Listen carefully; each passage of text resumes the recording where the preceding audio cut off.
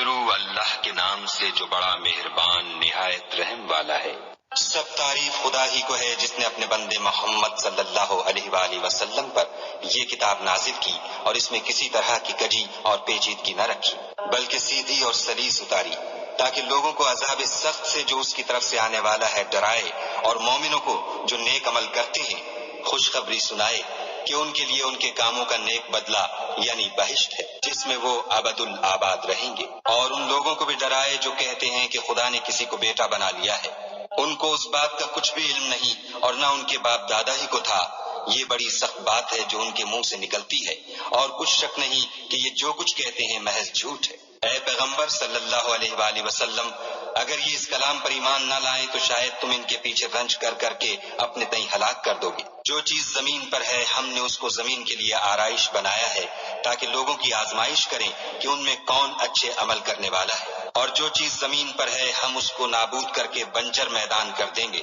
کیا تم خیال کرتے ہو کہ غار اور لوح والے ہماری نشانیوں میں سے عجیب تھے؟ جب وہ جوان غار میں جا رہے تو کہنے لگے کہ اے ہمارے پروردگار، ہم پر اپنے ہاں سے رحمت نازل فرما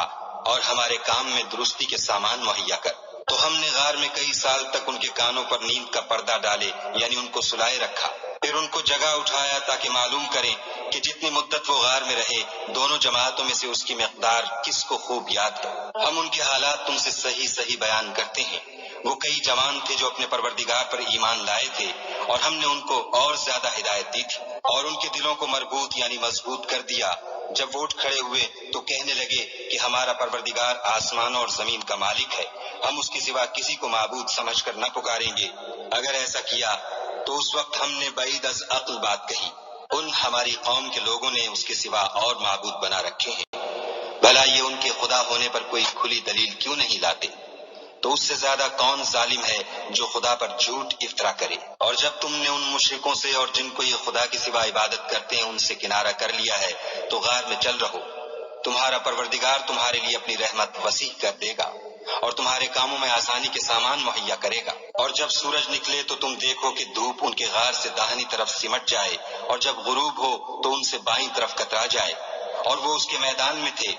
یہ خدا کی نشانیوں میں سے ہیں، جس کو خدا ہدایت دے وہ ہدایت یاب ہے، اور جس کو گمراہ کرے تو تم اس کے لیے کوئی دوست راہ بتانے والا نہ پاؤ گے۔ اور تم ان کو خیال کرو کہ جاگ رہے ہیں حالانکہ وہ سوتے ہیں، اور ہم ان کو دائیں اور بائیں کروٹ بدلاتے تھے، اور ان کا کتا چوکھٹ پر دونوں ہاتھ پھیلائے ہوئے تھا۔ اگر تم ان کو جھانک کر دیکھتے تو پیٹھ پھیر کر بھاگ جاتے اور ان سے دہشت میں آ جاتے۔ اور اسی طرح ہم نے ان کو اٹھایا تاکہ آپس میں ایک دوسرے سے دریافت کریں۔ ایک کہنے والے نے کہا کہ تم یہاں کتنی مدت رہے؟ انہوں نے کہا کہ ایک دن یا اس سے بھی کم۔ انہوں نے کہا کہ جتنی مدت تم رہے ہو تمہارا پروردگار ہی اس کو خوب جانتا ہے۔ تو اپنے میں سے کسی کو یہ روپیہ دے کر شہر کو بھیجو، وہ دیکھے کہ نفیس کھانا کون سا ہے تو اس میں سے کھانا لے آئے، اور آہستہ آہستہ آئے جائے، اور تمہارا حال کسی کو نہ بتائے۔ اگر وہ تم پر دسترس پالیں گے تو تمہیں سنگسار کر دیں گے یا پھر اپنے مذہب میں داخل کر لیں گے، اور اس وقت تم کبھی فلاح نہیں پاؤ گے۔ اور اسی طرح ہم نے لوگوں کو ان کے حال سے خبردار کر دیا تاکہ وہ جانیں کہ خدا کا وعدہ سچا ہے، اور یہ کہ قیامت جس کا وعدہ کیا جاتا ہے اس میں کچھ شک نہیں۔ اس وقت لوگ ان کے بارے میں باہم جھگڑنے لگے اور کہنے لگے کہ ان کے غار پر عمارت بنا دو۔ ان کا پروردگار ان کے حال سے خوب واقف ہے۔ جو لوگ ان کے معاملے میں غلبہ رکھتے تھے وہ کہنے لگے کہ ہم ان کے غار پر مسجد بنائیں گے۔ بعض لوگ اٹکل پچو کہیں گے کہ وہ 3 تھے اور چوتھا ان کا کتا تھا، اور بعض کہیں گے کہ وہ 5 تھے اور چھٹا ان کا کتا تھا، اور بعض کہیں گے کہ وہ 7 تھے اور 8واں ان کا کتا تھا۔ کہہ دو کہ میرا پروردگار ہی ان کے شمار سے خوب واقف ہے۔ ان کو جانتے بھی ہیں تو تھوڑے ہی لوگ جانتے ہیں، تو تم ان کے معاملے میں گفتگو نہ کرنا مگر سرسری سی گفتگو، اور نہ ان کے بارے میں ان میں سے کسی سے کچھ دریافت ہی کرنا، اور کسی کام کی نسبت نہ کہنا کہ میں اسے کل کر دوں گا، مگر انشاءاللہ کہہ کر یعنی اگر خدا چاہے تو کر دوں گا۔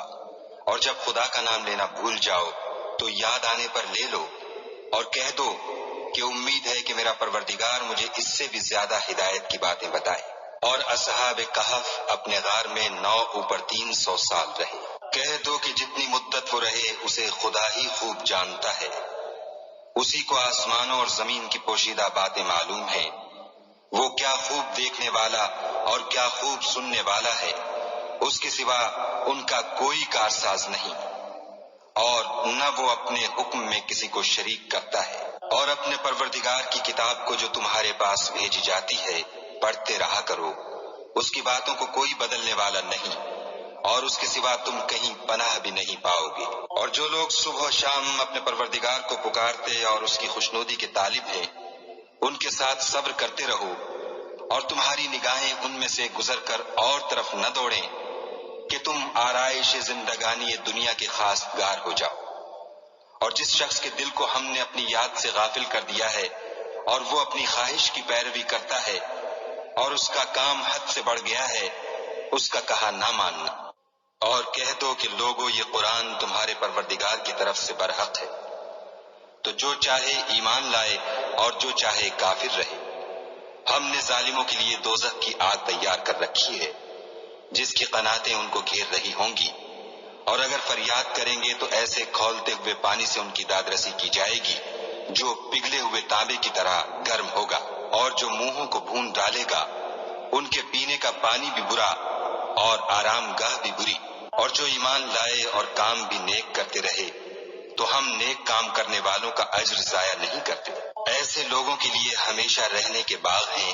جن میں ان کے محلوں کے نیچے نہریں بہ رہی ہیں، ان کو وہاں سونے کے کنگن پہنائے جائیں گے، اور وہ باریک دیبا اور اطلس کے سبز کپڑے پہنا کریں گے، اور تختوں پر تکیے لگا کر بیٹھا کریں گے۔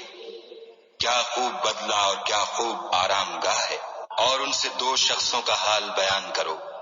جن میں سے ایک کو ہم نے انگور کے 2 باغ عنایت کیے تھے اور ان کے گردا گرد کھجوروں کے درخت لگا دیے تھے اور ان کے درمیان کھیتی پیدا کر دی تھی۔ دونوں باغ کثرت سے پھل لاتے اور اس کی پیداوار میں کسی طرح کی کمی نہ ہوتی، اور دونوں میں ہم نے ایک نہر بھی جاری کر رکھی تھی، اور اس طرح اس شخص کو ان کی پیداوار ملتی رہتی تھی۔ تو ایک دن جب کہ وہ اپنے دوست سے باتیں کر رہا تھا، کہنے لگا کہ میں تم سے مال و دولت میں بھی زیادہ ہوں اور جتھے اور جماعت کے لحاظ سے بھی زیادہ عزت والا ہوں، اور ایسی شیخیوں سے اپنے حق میں ظلم کرتا ہوا اپنے باغ میں داخل ہوا۔ کہنے لگا کہ میں نہیں خیال کرتا کہ یہ باغ کبھی تباہ ہو، اور نہ خیال کرتا ہوں کہ قیامت برپا ہو، اور اگر میں اپنے پروردگار کی طرف لوٹایا بھی جاؤں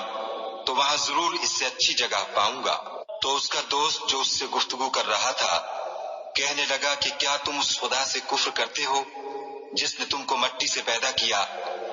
پھر نطفے سے، پھر تمہیں پورا مرد بنایا؟ مگر میں تو یہ کہتا ہوں کہ خدا ہی میرا پروردگار ہے،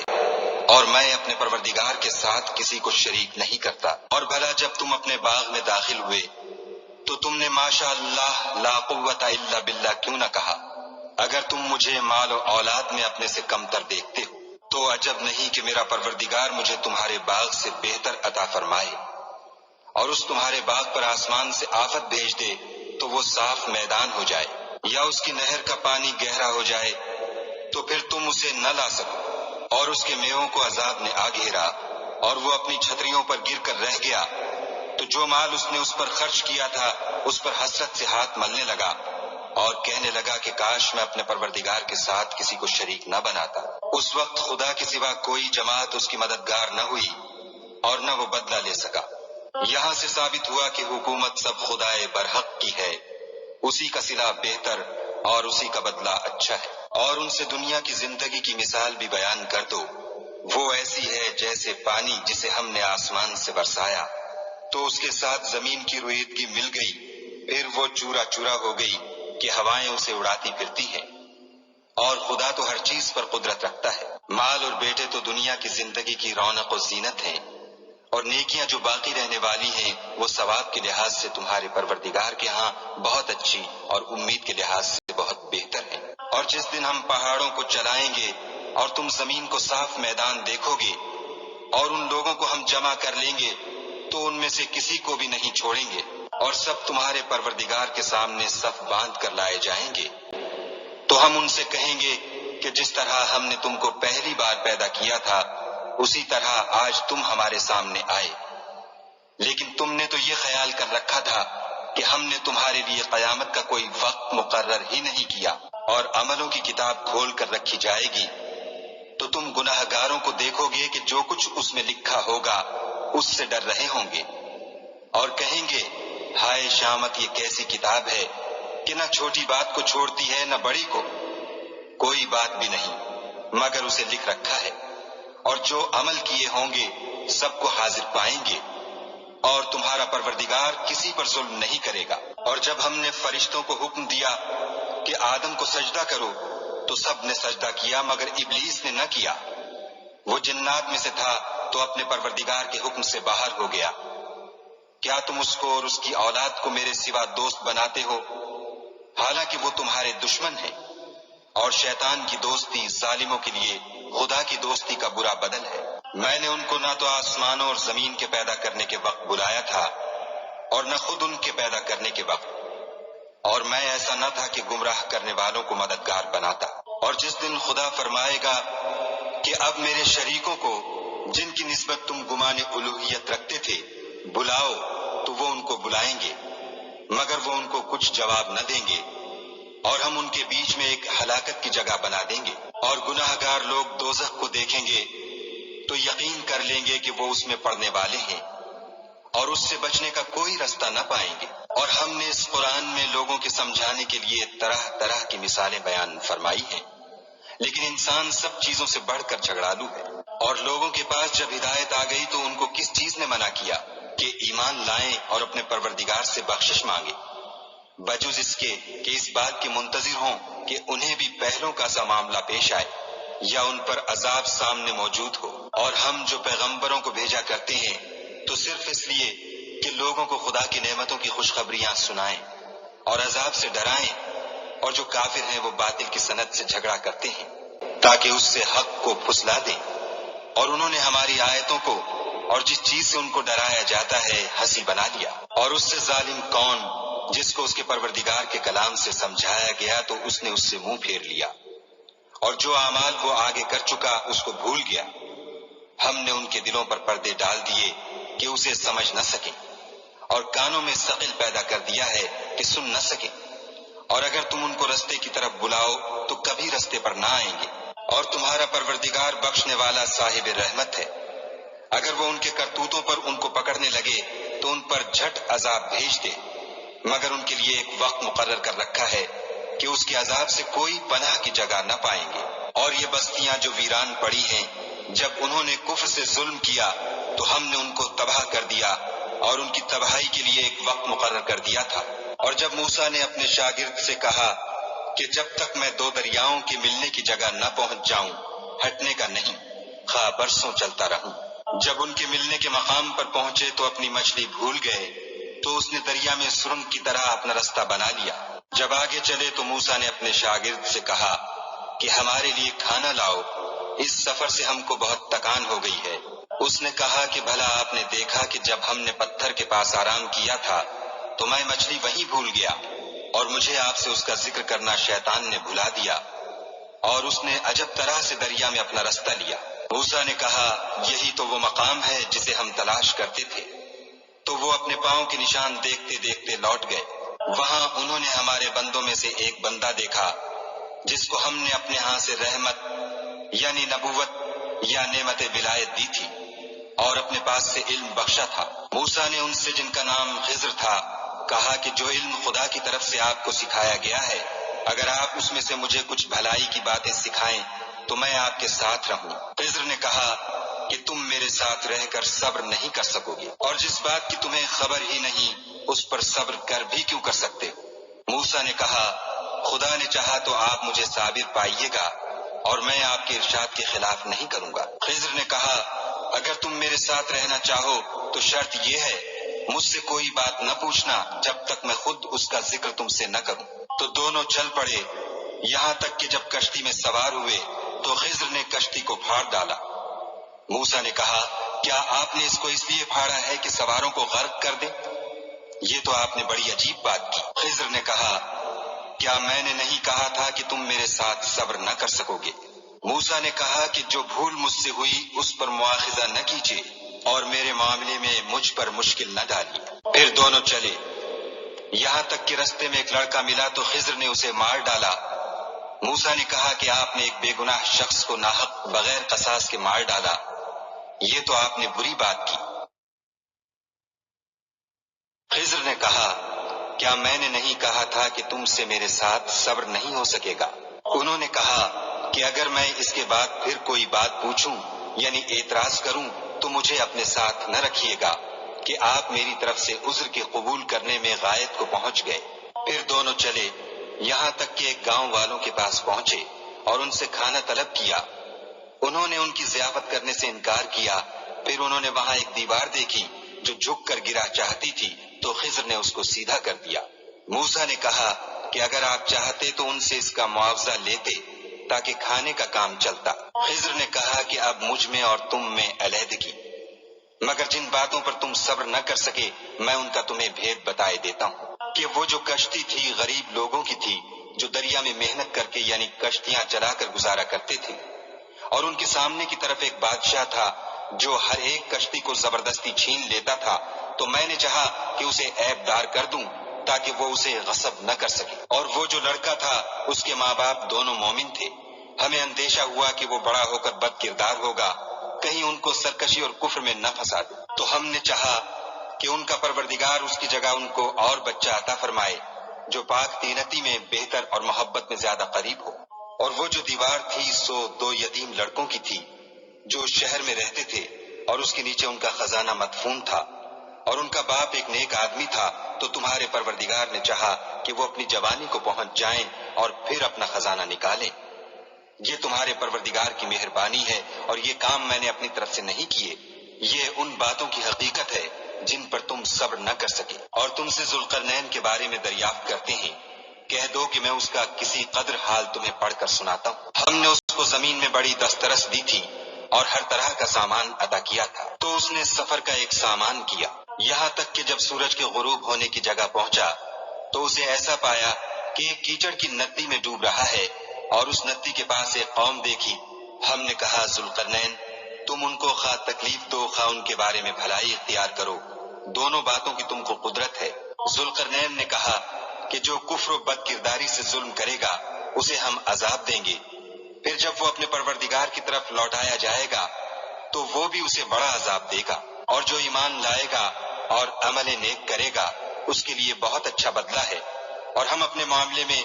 اس پر کسی طرح کی سختی نہیں کریں گے بلکہ اس سے نرم بات کہیں گے۔ پھر اس نے ایک اور سامان سفر کا کیا، یہاں تک کہ سورج کے طلوع ہونے کے مقام پر پہنچا تو دیکھا کہ وہ ایسے لوگوں پر طلوع کرتا ہے جن کے لیے ہم نے سورج کے اس طرف کوئی اوٹ نہیں بنائی تھی۔ حقیقت الحال یوں تھی اور جو کچھ اس کے پاس تھا ہم کو سب کی خبر تھی۔ پھر اس نے ایک اور سامان کیا، یہاں تک کہ 2 دیواروں کے درمیان پہنچا تو دیکھا کہ ان کے اس طرف کچھ لوگ ہیں کہ بات کو سمجھ نہیں سکتے۔ ان لوگوں نے کہا کہ ذوالقرنین یاجوج اور ماجوج زمین میں فساد کرتے رہتے ہیں، بھلا ہم آپ کے لیے خرچ کا انتظام کر دیں کہ آپ ہمارے اور ان کے درمیان ایک دیوار کھینچ دیں۔ ذوالقرنین نے کہا کہ خرچ کا جو مقدور خدا نے مجھے بخشا ہے وہ بہت اچھا ہے،